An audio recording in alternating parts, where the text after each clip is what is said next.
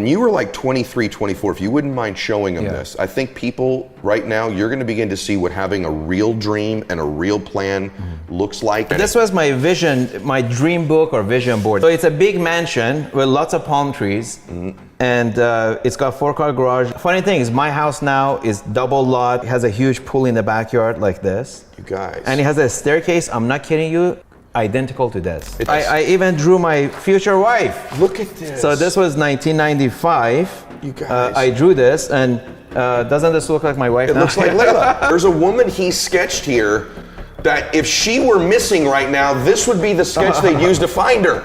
His life he drew up, but he drew this as a young man when he had no money. This is during the phase that you just heard him describe earlier with all these setbacks. He's still dreaming, he's still envisioning. Exhaust on this car is unbelievable.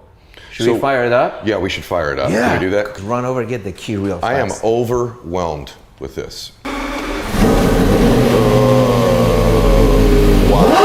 Oh my gosh. Damn. Yeah. See, you don't need coffee. You just get up in the morning and go for a drive, and you're ready to go. Welcome back to Max Out, everybody. Today is going to be incredible. I got to be honest with you. I've been in a lot of places. I get a chance to travel to some of the most beautiful places in the world, thank God. But I am sitting in one of the most overwhelming buildings I have ever been in my life. I am surrounded by the most unbelievable car collection I have ever seen in my life. No, it's a fact. You know about exotic car collection. I am telling you, it's overwhelming for me. And the cool thing about today is we're going to talk, because you have your dreams too. This is one of this man's dreams. We're going to talk today about tactical steps of how you achieve the picture of your dreams in your life. And imagine this, I'm surrounded by Bugattis and McLarens and all kinds of other cars here. And the gentleman to my left ended up coming here from Iran when he was a little boy. This is a man who was homeless for a while in his life. This is somebody who he went from Kmart to this someday. And so today's gonna be an unbelievable story. This man is sort of legendary on Instagram, but he doesn't do a lot of these programs. And so you get to get into the brain and the story of the great Manny Koshman today. So thanks for being here, brother. My pleasure, brother. This is so cool. I mean, to be honest with you, we've been here a long time already because I couldn't get ready to sit down and do the show because I was overwhelmed by the cars. So let's start out a little bit, because I think most of my audience, now that they're seeing this scene here and see you, they're like, I've seen that guy before. But I don't know that they know a lot about you and how you got here. And it's a great story. So talk a little bit. Why don't we pick it up about when you were a teenager and how you even ended up in this country? Tell them that story a little bit. So I'm from Iran. When you reach age 14 in Iran, the army kind of forces you, to go in service. And most kids that go to service, they get pushed on the mines because they want to save their tanks. At least this is how it used to be a long time ago. So my dad has 6 brothers, and 4 of them are crippled, and 2 of them passed away from being injured in the war. No kidding. So when it was getting close to my 14th birthday, my dad suddenly decided to drop everything and flee Iran. Wow. And with 3 of my siblings and my parents, obviously 6 of us, it was a super brave thing for him to do. I mean, I don't know if I could have the balls to do that. I don't either. Because one of the reasons too, when people hear these immigration stories too, one of the things that I think people don't know, and I want you to talk about this a little bit too, is oftentimes men like your father have really great careers back home, but their degrees or things like that don't necessarily translate when they come to the United States as well. So they take massive steps backwards financially, don't they? Did that happen with your dad? 100%. Yeah. So my dad was a senior cost accountant for the oil company. Wow. And then when the government, the regime changed, he didn't elect the new government. So he moved out of the capital city, which was Tehran, and we moved to a small city named Sabe. And he opened a small little hardware store and bought a house. So middle class lifestyle. We weren't rich by any means, but he was living comfortably until I got close to my 14th birthday, which he decided to hand everything to his older brother and flee the country. We went to Turkey, and my dad told his brother, sell everything, send me the money, but complications happened that never happened. So we did all this for you? Yeah, yeah. It's amazing. And I think that's obviously what's been my driver for success. I've always been carrying that burden, carrying the burden that everybody suffered because of me. And that really turned me into a man early on. You know, at age 14, I was like, I had a lot of, you know, guilt and pressure on me. And when we arrived here, it wasn't easy, obviously. We had a little over $2,000. My dad was promised a job at a gas station by a friend. And when we arrived at their house, after 2 nights, the husband and wife got in a fight and they asked us to leave. Whoa. So at this point, and you have to realize my sister was 6 months old. Oh my gosh. So he's like an infant, you know. And then I was 14, my brother was 12, and my sister is 1 year older, she was 15. Man. So we weren't like, you know, we were kids, you know, so it was pretty tough. So we went to a motel, and then my dad called his buddy, said, this is not right, you know, I counted on this job to come here, and now that we don't have a house and we don't have, I don't have my job either, so. Oh my gosh. Yeah, you left me, you know, out cold. So he drove us to his gas station. He used to sell used cars off of his lot. Yep. So my dad bought a 1972 Datsun station wagon, and that became our house for a while. It became your house for a while. Yes. Yeah. So I want to just say, I want everybody to be picturing this, because it's so cool when we end up getting to where you've arrived to, but where you come from. So your dad leaves Iran, you end up going to Turkey, you come here, he's got a job and a place to live. 2 days later, he has neither. Yep. Right? And you end up then living in the Datsun as a family, all these people that you just described? Yes. Oh yes, because gosh. my dad realized if we stay at the motel, we're going to run out of money. Oh my God. So my dad's like, okay, this is not going to, you know, he's an accountant. He can do the math. Right, you can do the math. Wow. It's like, so yeah, that was a, you know, dark period of my life, but I think I turned all that into motivation, you know. Everything that's happened to me, I've had lots of my, you know, down points in life, and you gotta either, you know, let it break you or make you. Yeah. You know. You made it make you, but when you're 14, I mean, obviously there had to be tremendous anxiety for Absolutely, you, right? yeah. I mean, Because I didn't speak a word of English. Oh wow, yeah. I wouldn't. Yeah. As a matter of fact, I was walking by the pool when we were at the motel for a few days, and there was a little boy walking by and give me the bird, you know, give me the finger, and I didn't know. I patted him. And then there was a teenager came over. He goes, no, that's not good. No, you had no idea. I had no idea what's the, you know. Wow. He was flipping me off. Did your dad speak English? Yeah, he was educated in, you know, America years back from oil company. He was, you know, traveling back and forth, and he had traveled abroad, and so he spoke English, but that's about it. You know. One of the amazing things for me doing the show, because I grew up I don't know if you call it lower middle class or middle class, I'm not sure, right? But one of the things that amazes me is the disparity of backgrounds of people that win, that are successful. So wide. It's so wide, man. Yeah. And then, but for years, you are one of the great American success immigration stories. Thank you. And one of the reasons I do the show is, you know, there's these different faces of immigration you see on TV all the time. And I put different faces of all different types of people. But when it comes to immigration, I just want you all to picture this. I mean, and obviously this still exists to this day, the discrimination of people that come from different countries or different religious backgrounds. But I got to admit, I got to figure that finger you got was not the only form of negativity you got. Did you get often bullied or pushed around or teased, etc., as a kid, just because you were from Iran? Oh, 100%, yeah. I mean, back then, you know, the hostage situation was still kind of pretty fresh. Yep, in people's minds. So, you know, I got called all kinds of names, you know, camel rider, you know, sand. You can you figure out the second word. The second part, right?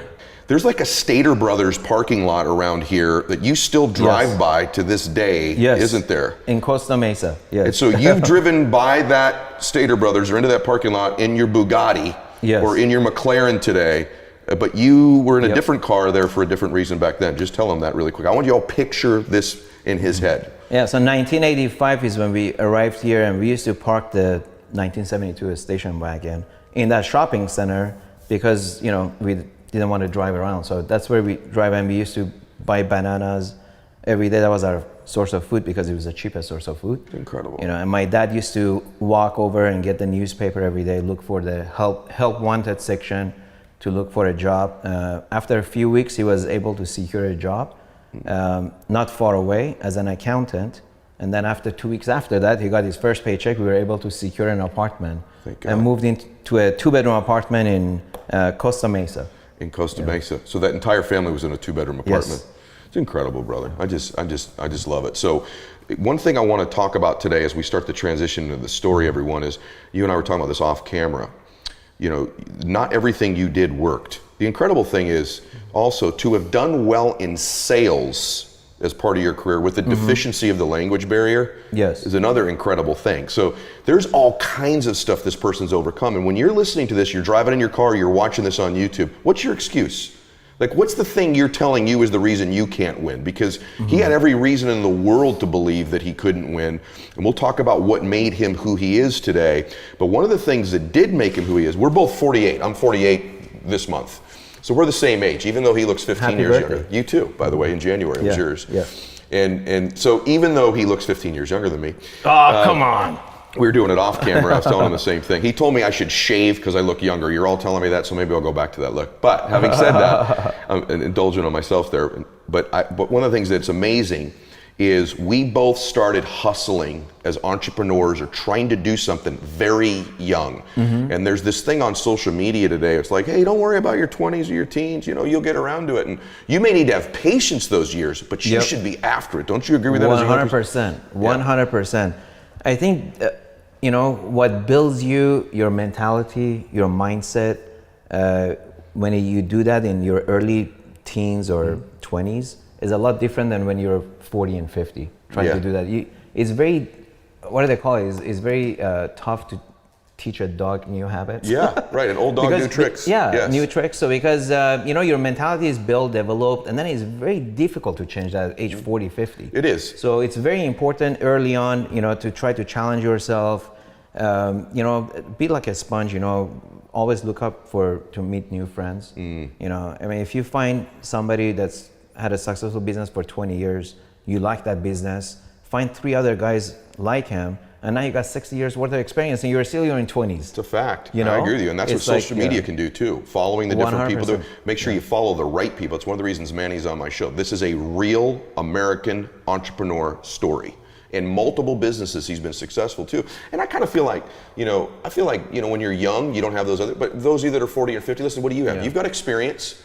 You're probably better at dealing with people than he and I were when we were 16. You have your advantages too, but those of you that have young people in your life, in your business, in your family, encourage them to be watching this, because you see 2 48-year-old guys now, but we're gonna now let you see the 16-year-old in Manny's case, right? So you started the hustle at about 16, did you not? How old were you? 14. 14. We'll go back. So what were you doing at 14? So we moved to the 2-bedroom apartment, and then every time I took the trash out, I realized people leave stuff by the trash can. I'm like, why is this thing next to a dumpster? You know, it's a nice chair and a table or a toaster. So I figured, hey, they probably bought a new one. They don't want it. So I would, you know, haul those back to my patio. You know? You're kidding me. No. And then by the weekend, we've had a full patio worth of furniture. And we got a swap meet. We rented a space at swap meet across the street, which was Orange Coast College. And we started with 1 space, and then it turned out to be 3 spaces. I expanded my business. You know, I was 14. At 14? Yeah. So I used to get up early in the morning, like 4 in the morning, and go to all the, you know, dumpsters and pick up stuff. You know, I started with my own apartment complex where we used to rent. Yeah. And then I realized, hey, why don't we go, you know, over there, walk over to the next complex.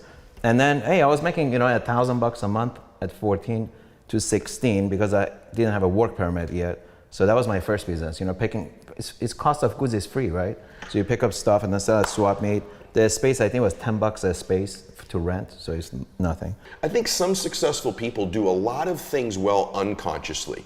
And it's not until you make them talk about themselves, even one of the things I love about you is your humility and how humble you are. Thank you. It's true, because for a guy who's got all this showy stuff, as a person, he's incredibly humble, tons of humility. And we're both that way in the sense that we're both even a little bit introverted too, right? It's interesting. We drive in these cars where people notice us, but privately we're both pretty introverted guys. But you do things well that you take for granted. Not every 14-year-old was getting up at 4 o'clock in the morning and was thinking about being an entrepreneur by then. So this is the journey. These are the thoughts of somebody who becomes successful. Then what happened? Was it after that you got the job at Kmart? Was it somewhere around that time? Yes, so my first legal job was Kmart. I was pushing shopping carts, cleaning the floors. I was a stock boy number 407. I never forget. Amazing. Yeah. So I was pushing shopping carts. So I excelled at it so well, I got promoted to assistant manager of sporting goods after under a year. But even then I knew that's a stepping stone for me. I don't want to be working at Kmart, I want to make lots of money, I had a vision, a much bigger vision. But I realized I got to start somewhere. I got to learn the language. I still didn't speak fluent English. So I was always getting the newspaper, just like my dad did early on, looking for better, opportunities. So I found this company, WWI, Worldwide Industries. It says earn, $1,000 a week. I'm like, wow, I'm only making $100 a week. Yeah. That's 10 times, Right. So I called them, and it was a multi-level marketing sales, and it was a door-to-door sales. You sell nuts, sometimes. They buy closeouts like knife sets. Yeah. And at the time they were selling nuts, So I went and I quit my job at Kmart. I went working for WWI. And after 3 months, I became their top salesman. And one day I'm shopping with my dad at Price Club. Back then it was in Costco, Price Club. And I did a quick math. I'm like, hey, these cashews are 3 pounds for $3. That's $1 a pound. These guys are selling it to me for $2.50 a pound, So I have all my customers. Why do I need these guys? So I immediately started looking for a 8-inch polyester bag and a sealer. Okay. And within a week I closed. I quit my job there, and I went to business for myself, selling nuts. You basically made your own one that you were already a member of. Exactly. Yeah. So my company was called Unlimited Wholesale Products, and I was 18 at the time. Man. Now I'm 18. So I'm still in high school, finishing my high school. I was driving a 1983 Honda Accord with a nice boombox in the back. It was always about the car, even back then.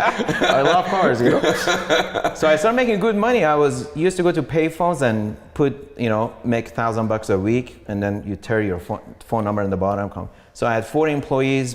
By the time I was 18 and a half, close to 19, making $4 or $5 grand a month. I had a small little office in a Stanton in Orange County. And then one day I was waiting for my hamburger, and I had a basket of my nuts, right by me.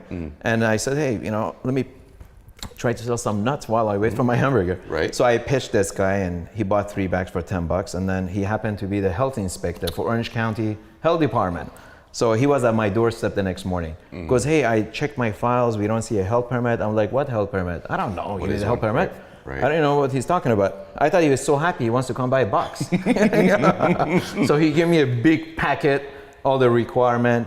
I took it home. Me and my dad read it. My dad says, "Oh, this office is not going to qualify. It needs a lot of money. You got to change the paint, carpet. It needs to be a food facility. So I was forced to close my business down. And by then I had $20,000 saved. Wow. Yeah. I was 19 at the time, and my dad's friend, he was a broker selling gas stations and businesses. And he goes, you guys could buy a gas station with the SBA loan, 10% down. And I don't know what he was doing, but he was obviously a fraud because all my money was gone.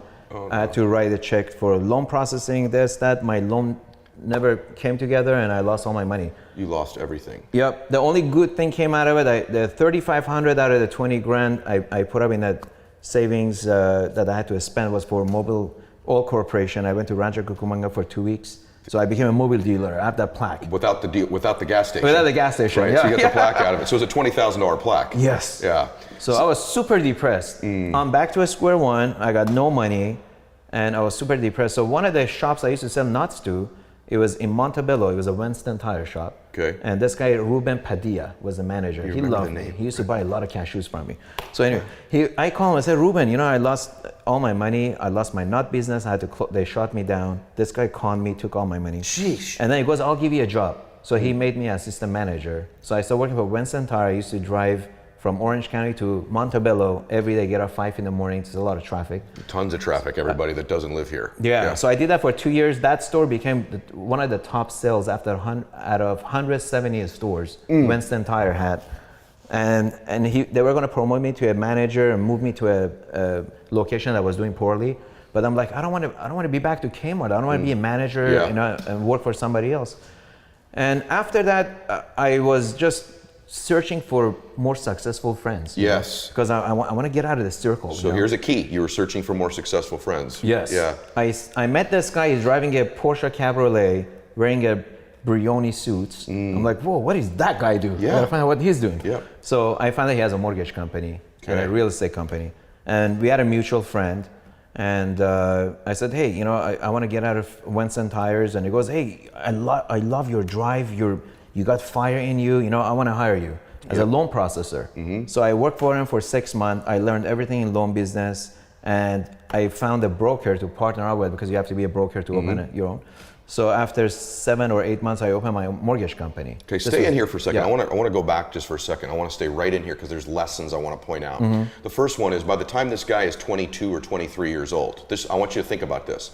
From the swap meet business, right, to the nut selling business, to your own business in the nut selling business. Just think through all of this, you guys, to getting scammed and losing. I want you to see yourself in this story, on the gas station, to working at the tire store, to then working in the mortgage business, to then becoming an entrepreneur in the mortgage business. So there's some success leaves clues. Number one, he's relentless and resilient. No matter what it was, no matter who hurt him, he's constantly trying to move up in the world, everybody. There's no excuse, right? There's no story. It doesn't matter that you got scammed. It doesn't matter your boss isn't any good. He's acquiring skills. He's working his way up in the world through every single one of these steps, and he didn't let these letdowns. They hurt. He's not telling you about when he went home with the 20 grand getting stolen and was crying and upset, but when he came back, right? So, but the other thing for those of you that have jobs, he was constantly looking for how to own what he was doing. I was climbing the mountain. Yes. You gotta climb the mountain, And you can't pour the water down the mountain if you're not at the top, right? Exactly. That's your thing. You think I don't listen to your content, so I left a lot out too. I at some point before the nut business, I went and worked for LA Times. Jeez. So I used to go sell back then they had the front pages, the big books, they used to give it to you for free. So I used to knock on doors. They used to drop me off at an intersection and say, I picked you up in 3 hours at 5 blocks, right? So I used to knock every single door. Hey, we have a special front pages gift if you sign up for subscription. And that was tough, selling all these things. I mean, I still think I suck at sales, but it still teaches you to communicate, break that fear barrier. Sometimes you're a little bit shy. I'm still shy, Yeah. But still, it teaches you a lot when you interact with people, because every single door I knocked was different. Yep, and I think everything is sales. Everything 100%. is persuasion. I mean, even today what we're doing is a form of sales. When we went around and you described the cars to me, it's kind of a form of sales. It's sort of a form of entry. It's a form of communicating. Not enough people put themselves in these incredible, uncomfortable situations. But that story's normal to you, but for the people listening or watching, it's like, whoa, by the time this guy was 24 years old, he'd done a lot of stuff, multiple lifetimes of stuff. Here's what I want everyone to be equating. Look at him and put hustler, right? Hustler. This dude outworked everybody. There's a lesson here. Hustle, regardless of the results, right? Yeah, the sad part is everybody thinks I was lucky. What part of the story so far you think I was lucky? There was no luck in there. And then I even got my insurance license because I heard this guy was, driving a Mercedes and he's an insurance broker. I'm like, wow, so before mortgage, I got into insurance too. So I'm like, I told my partner that was my broker, and he said, hey, business is slow. I'm gonna venture off into something else. You wanna come? He's like, okay, I'm with you. Okay. Yeah, I was nice. I don't wanna So we opened a 79-cent store. So first a store that was below 99 cents. And that was 10,000 square feet. Yeah. So I was always thinking out of the box. You gotta come up with something different, right? Yep. So we did that. That was great. But by 96, 97, Food for Less opened right next to us. And then my sales went down 50% on their grand opening. On the first day they opened. So it went down and I'm like, whoa, where is everybody in my store? And everybody's over there. And so I start putting money back into the supermarket. And after 2 years, I was negative net worth. I lost 2 years, negative everything. Negative. So I sold my house. I had 2 cars. I have a Lexus. I had a Mercedes 500 SL. Sold those. All my friends, family, they said, just file bankruptcy. In this country, it's okay. People file bankruptcy and then you build your credit back up 3-4 years. I'm like, no. Bankruptcy is to me is death. Because by then I had a mortgage company, right? I knew credit's the most important thing. I'm underwriting all these people's loans. I'm looking for late fees, collections, FICO scores, I said, no, that to me, I'd rather die before I file bankruptcy. I'm like, I'm losing money anyway. Why don't I just lose more money, get the volume up? So I ran a full page ad in La Opinion, which is their Mexican newspaper. And it was expensive, but I'm like, I'm losing 10 grand a month anyway. Let's just make 20 grand a month. I'll just, delay my vendors a little bit, shuffle money around. And that's what I did. Within a year, I sold the business. I almost doubled the sales, and 2 Korean guys bought it, and for $185,000. You got out. I got out. but I owed 180 grand on my credit cards. So I was still negative net worth, but I wasn't negative net worth. I mean, by the time I paid all my accounts payable, I was probably washed. What you did, that's a common trait of people that are successful, is they don't need to know everything before they jump in, before they take action. And for a lot of people that are watching this, what's held them back is they have this thing in their mind, there's this threshold. Once I know enough, then I'll go sell. Once I know enough, then I'll go start the business. Once I know enough, once the risk is limited. And I'm not saying don't learn things, but you'll always be waiting. And you never pull the trigger. So how did you, there's a guy now owns all kinds of different businesses, immensely successful in the real estate business, 2 million square feet of commercial square feet that this man owns now. When did the break happen? When I was trying to sell my supermarket, I worked 12 hours and then I used to go to 24-hour fitness, run on the treadmill. And guess what I was telling myself? I'm going to sell it. I'm going to sell the supermarket. I don't know if I'll bankruptcy. Wow. So I sold the supermarket, then I started doing day trading. I turned that to $600,000. I took the money out September 1999. All my friends told me, you're crazy. You know, they were making a couple of $1 million on AOL stock alone, some of my friends, because that split 3-4 times. And I took the money, I left 80 grand in there. I took $600,000 out. I went and bought 2 homes and a shopping center with it. And guess who helped me? Mr. Williams. I called Mr. Williams, my landlord, and he put me in touch with his broker. He goes, help this young man and show him what you would show me to buy. And then I started my real estate investments. That was the beginning. It's interesting, man. Life is so interesting because in hindsight, everything happens for us, not to us. All of our failures, as long as you believe that, right? And so it's incredible to me to think, it's ironic, but the swap meet business that stopped, that turns into, you know, all these other things, from the nut business to the newspaper business to the tires to the mortgages to the gas station to the 79-cent store, all of that led you to Williams, which leads you to this breakthrough in your life. It's like, that's why you have to keep driving down the road of your life, everybody, because there's the point where it all adds up. And then when you win, I have mine too, I go, that was why it all happened for me. Exactly. And people call that luck. It's no luck. You know, I mean, I never give up. I keep trying. And if you just take action, and you know, I made a recent post on my Instagram saying, if you can't figure out what you want to do in life, don't worry about it. Just do what's in front of you right now, right? And then, but with the vision of this is a stepping stone, and always be on the lookout for a better opportunity. Just be active, you know, because if you're sitting around constantly asking people, oh, you know, what's the next business? Oh, if this business is bad, I'm gonna wait for this guy to come from Korea. He may have a better business for me. And you're just sitting around doing nothing. You're idling. If you're idling, you're not going nowhere. Trust me. Would you tell them what your rule was for buying the first Bugatti? Like what you had to have in your possession before you would buy one? Do you remember talking about that before? Yeah, I told myself I would only buy an expensive car. It wasn't a Bugatti. You know, if I could buy 10 of them cash, I would go buy one. You know, but my so once you could buy 10 cash, if you could buy 10 of them cash, then you'd buy one. Yes, but my golden rule was I would never spend a principal. You know, I invested in real estate, and I had well over $20 million in real estate when I bought my first supercar, which was 2005. I bought an F40, Ferrari F40 for $325,000. Of course, I paid cash for it, and I just got my dealer's license because I wanted to accumulate, you know, a lot of exotic cars. My neighbor was an exotic car dealer. He goes, you should get your dealer license because you may get tired of it, you want to sell it, and it's a good business, you can make money. I'm like, okay, so I got my dealer license, and I didn't know my insurance doesn't cover my cars. I have to get a special insurance, right? So anyhow, long story short, I had a mishap with the car, and I lost the car. I took it for a spin, and I didn't know it's an old car. You got to warm up the tires and gearbox, and the gearbox locked, and I hit a tree. But oh my goodness! Luckily, nothing happened, and nobody was involved. It was just me. But it was an expensive lesson. So there's lessons here, though. You're talking about a very wealthy man here who's not used debt to acquire the toys of his life. He's used debt to grow his net worth, which I think is a significant tip, number one. And then I'm curious about you. I want to go into you here for a second. What do you said I had big visions and dreams. And I think people say that often.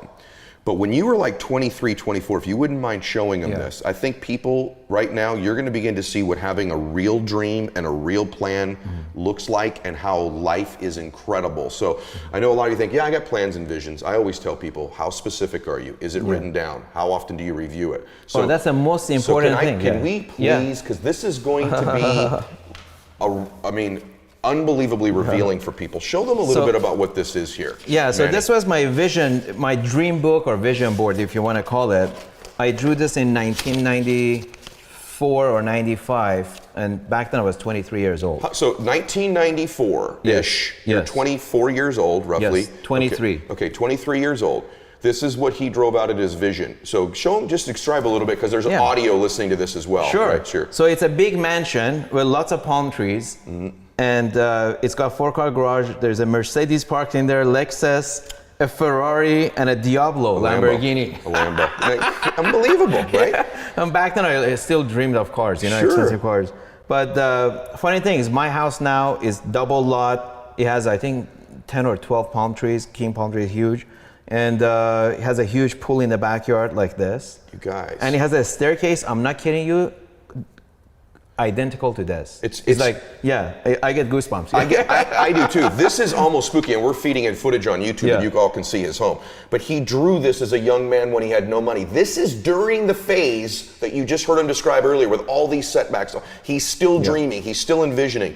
This is unbelievable to me how much it looks like your life. Yeah, so I used to write my profit loss statement, how much I owe on credit cards, how much my store is doing. This is when I owned the supermarket. And this is October 1994, so I was 23 years old. Oh my gosh. And aside from business, financial plans, I even... Detailed financial notes here, guys. I even drew my future wife. Look at this. So this was 1995.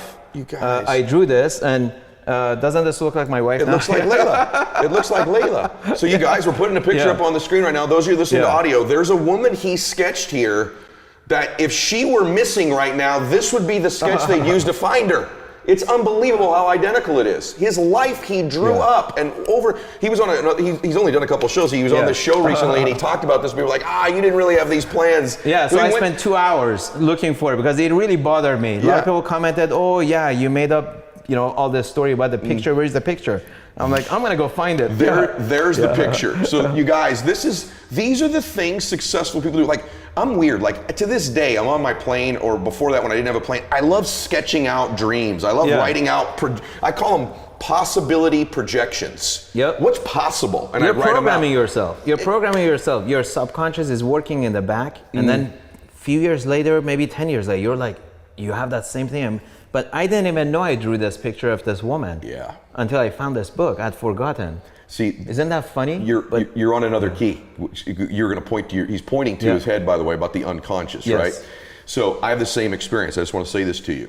It's incredible to me how many of the things I dreamed about and messaged to myself and became reality. And that by like with you. But then there was a point where I had forgotten about them, but it was in that unconscious mind, my subconscious. So while I consciously forgot about it, my subconscious and unconscious didn't, and I worked towards materializing these things. And I've done the same thing. I've looked back at plans, I'm like, whoa, I forgot I even wanted that. Isn't that an amazing feeling? It's amazing, One of the reasons I'm getting on this social media platform, because I like to share my story as much as I can, because I know there's a lot of 14-year-olds out there that maybe immigrant or even born here, that they take their freedom for granted and they're not really striving to better themselves. I want you all to be following Manny on his Instagram. How do they find you? Manny Koshman, just my name. We'll put it up on the screen on YouTube. By the way, one of the cool things about Manny's social media is it's visually appealing too, because you're going to see beautiful places and beautiful cars and beautiful people. But the other thing too that you do that I like is that you're going to start to help people turn their dreams into something real as well, right? So talk a little bit about this. You've got a couple books that you've written, and then there's an ebook as well. So just tell them a little bit about this. The ebook's really interesting to me because you're doing that for free. So this book is going to be an ebook, and this is a simple short book that's going to tell you how I made my first $1 million. And my first book that I came out with was back in 2011. And this was how to build your $100 million real estate portfolio. And this is Manny Koshman's Contrarian Playbook, how to make your first $100 million real estate portfolio. It's a little bit more advanced, and that's why I got the free ebook for you. My latest book is called Driven, and this covers more of my bio and family and my journey. So you can get it on Amazon and Barnes & Noble. My sense of meeting you is like, I get it. I understand it. I knew we'd be really good friends, and I think you said the same thing. Like, I just knew. But what I love about you, one of the things I love is, I just did a video about this recently, about just like really hungry. And what makes people really unique is they maintain that fire and hunger as they're succeeding. Mm-hmm. So when I look at you, I see a guy who's got life momentum. Like you said, I want to be rich, but I want to be this rich. That's because every level you got to, you got hungrier. Yeah. Isn't that interesting? Yet most people, when they get to a different level, and everyone listening to this should be, whether that's that next promotion or a little bit more money or a certain amount of savings, they or get the complacent. House, they do. Yeah, they get comfortable, and I say when you get comfortable is when you stop growing, and when you stop growing, you're not being, productive in life. Do you, can we talk cars for a minute? Sure. Because people listen to be like, you didn't ask this dude about cars. Yeah. Like, how do you, so the difficult question is, these are probably like children in some sense for you. All they're of these my different, second family. They're literally just like, do you ever come in here and just talk to them? No, I don't know. I'm just kidding. So has there been, everybody, this is so cool right now. Has there been a favorite? Are you allowed to say that? Like, has there been? Okay. Absolutely. Well, favorite in sense of, different aspects of the car, like driving, design. Mm-hmm. My favorite daily driving car, or on a track or on the street, it's a P1, McLaren P1. Okay. That one gives me the most thrill, a car is a perfect balance of design and performance, in my view. Mm-hmm. And in terms of detail and design and uniqueness, I would say the Pagani here. This one is like the Picasso on wheels, and every little stitch is all, done by hand at the Hermes factory. Oh. So it's kind of like having, 150 Birkins in one car, Yeah. All that detail work that goes in it. And then in terms of power and just sign of success, I would say Bugatti. Yeah. Bugatti is the most luxury. How many Bugattis have you owned? 3. 3, and you've got 2 currently. I got 2, and I got 1 coming. Yeah, you got a real one coming too. Can you tell them a little about that or not? Sure. Yeah. So that one is listen to this. Yeah. So the Bugatti, I got Hermes designers and Bugatti together, and we've designed a one-off interior and exterior color on a Bugatti Chiron, 1500 horsepower. And that's going to be finishing in production probably September, October this year. So it's going to be 4 years by the time I get the car. Wow, that's amazing. It's a long time to wait, and a lot of people say, why don't you just, I could have had the first Bugatti probably in California. I put my deposit, one of the first guys I put a deposit on a Chiron. But I told him, look, I want something super unique. I want a one-off. And this one's a one-off. It says one of one. Whoa. Dressed by Hermes. Oh. So it's got unique seats, unique interior, obviously all the leather hand stitched by Hermes, painted wing by Hermes, horses. So yeah, it's gonna. I get excited about that car. He showed me pictures. I'm excited for that car. I am going to sit in the passenger seat of that car. 100%. At least for 2 miles. We're gonna go for a lot of rides. I can't wait, brother. I can't wait. So, and then there seems to be a fascination with McLarens to me. Yes. So what's the story with you and McLarens? Well, I have 5 SLR McLarens. I like.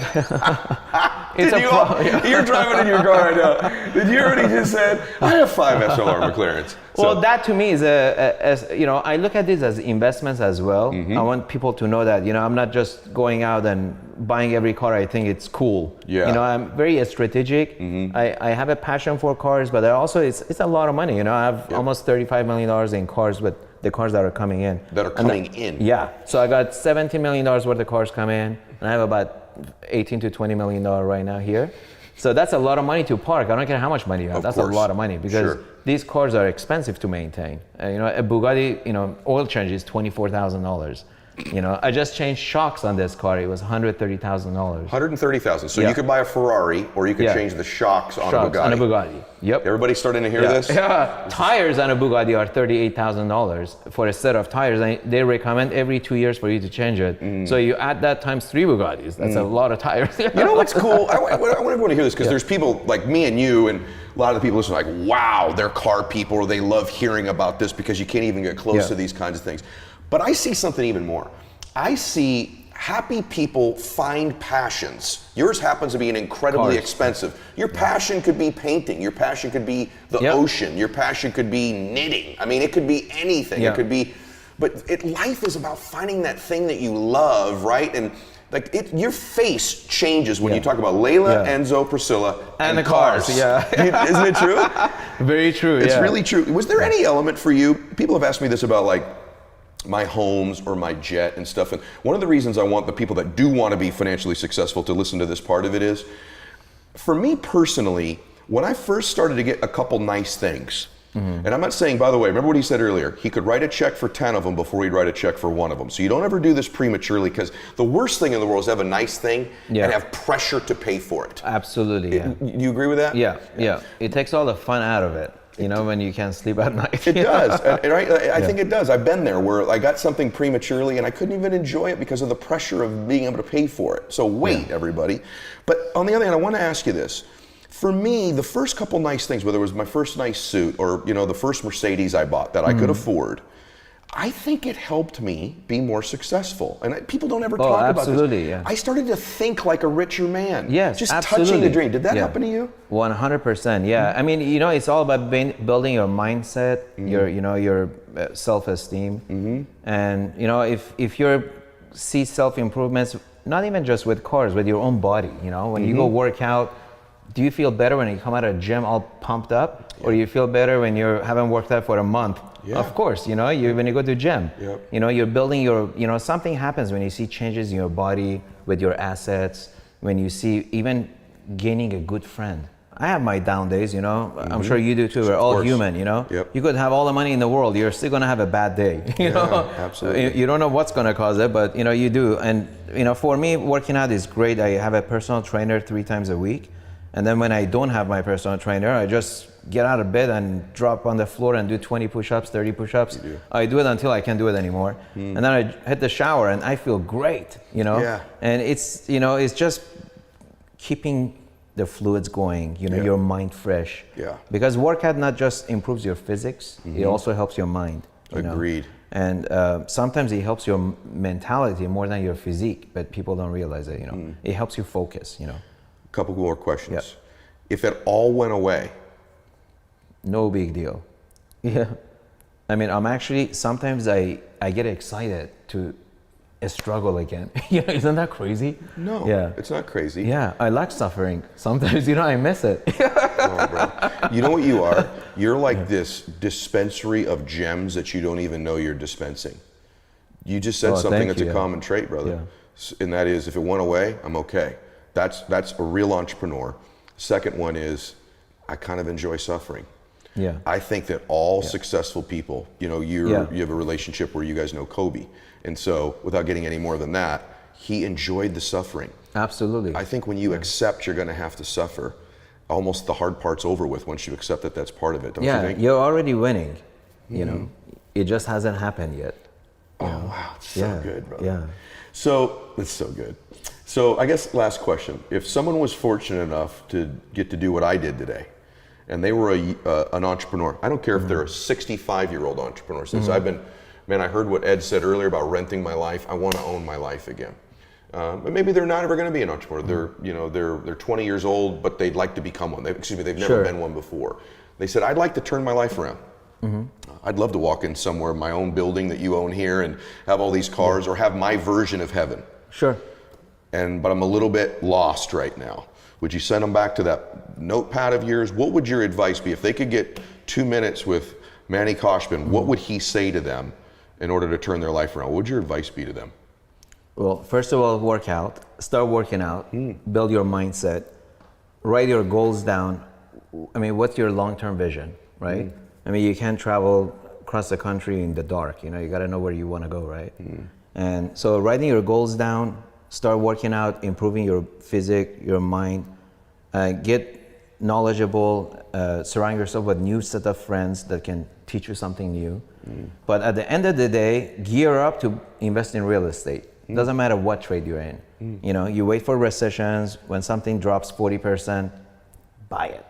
Yeah. You know, just wait. It's going to come back up that 40%. You just made 40%. It's just not now. Just wait, 4 or 5 years. You already made it. You make your money on the buy, Yeah, and that's my first book I wrote, yeah. So I made all my money in recessions. I mean, I don't enjoy this upswing we've had. It's been very depressing for me because I make my money in recessions. Everything you see that in real estate I've accumulated, it's been, the building you're sitting in here, I bought this in 2011. It was bank owned, boarded up. I bought it from Wells Fargo for 3.1 million or 3.3 million.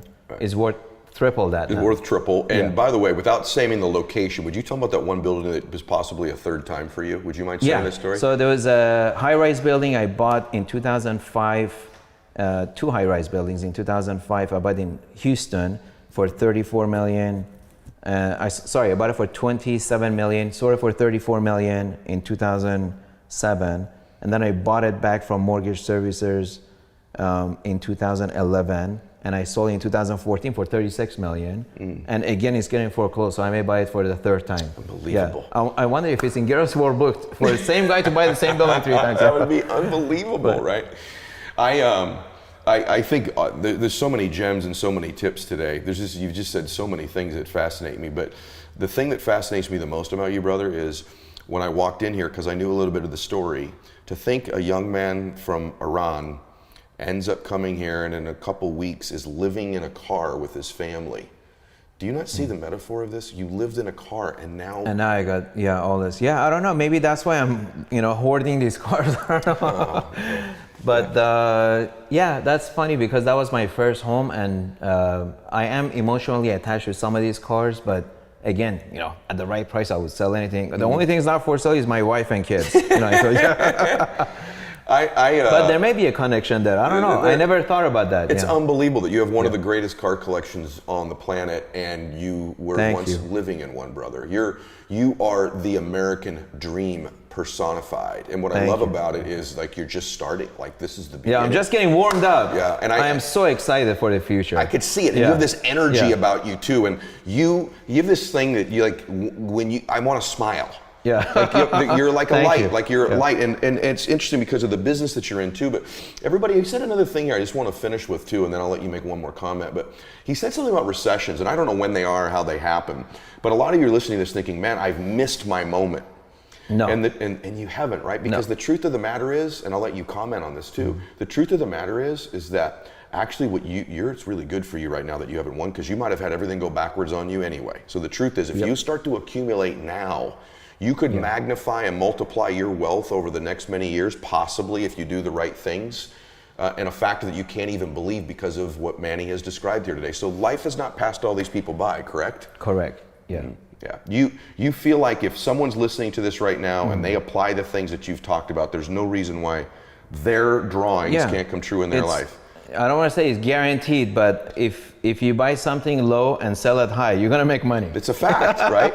And a lot of people say, oh, I can't afford the house. I have no money. Well, get a job, walk into a lender, be a Wells Fargo, say, hey, I've had this job for 2 years. How much do I qualify? They'll pre-qualify you. They say, okay, you can borrow a $100,000 home loan. Then you wait for recession. Keep your job. Don't quit. You wait for recession. If something drops from $100,000 to $65,000, go write an offer. You just bought a house, FHA loan, 3% down. I'm sure you have enough time to raise your 3% down payment, and that's your first property, goes up, sell it, and you can upgrade to a house. I think from a house to fourplex, from fourplex to shopping center to high rises, from high rises to multiple high rises, Wow, man. And then you can have your fun with the cash flow, buy a little bit cars, travel, give back, and real estate is the basis of all wealth. You just described the life of this Iranian dude that I knew that immigrated to the country. No way. Yeah, and he's a pretty good guy too. Like I like him. That's the guy. It was so good, man. I enjoyed today so much. Really? And I can't wait for everybody to see this. I'm so excited about it. So thank you. You've been like this mystery man on Instagram for so long, and now they've had this poke into your life, and I'm so glad that I like you. You know, Thank I'm you. so glad that Feelings I like mutual. you. Thank you, brother. You're a very genuine, humble man yourself. So are you, man. Thank you. So everybody, I know you love today, and so I want to remind everybody, one of the coolest things happening on all social media is the 2-minute drill that I run on Instagram. And if you're not familiar with it, what it means is every day on Instagram, when I make a post in my main feed, if you make a comment within the first 2 minutes of that post, I pick a winner every day. And those winners get all kinds of cool things. Sometimes it's a coaching call. Would you do a 15-minute call with one winner? Sure, 100%. Awesome. So they get coaching calls with guests on my show. Now Manny will do one with you. You can get one with me. You win Max Out gear. You get autographed copies of my book or Manny's book or other guest books. So it's awesome. Just engage with me. I do it because I want to know what you're thinking and what I can help you with and create content and bring the right guest on for you. Manny was highly requested guest is a perfect example of that. If you miss the first 2 minutes, still make a comment every day because we pick a winner at the end of the week of someone who just comments every day, regardless of the time. That's why I want to engage with you, and I want to reward you too for being a part of the Max Out universe and community, and I want to thank Manny for being here today. Thank you. Thank you so much, My pleasure. brother. Man, that was awesome. Everybody share this. If it's on audio, share with friends. If it's video, maybe go subscribe to the audio version or vice versa. Share this with people that you love and care about. God bless you and Max Out. Hey guys, thanks for sticking around. If you'd like more, click the videos right here. They're exactly what you need to see next. And if you're new here, hit subscribe and become a part of the Max Out community. And tell me what you think about the videos in the comments below. I read all of them every week, and I select winners that get all kinds of prizes, gear, coaching calls with me. Make a comment.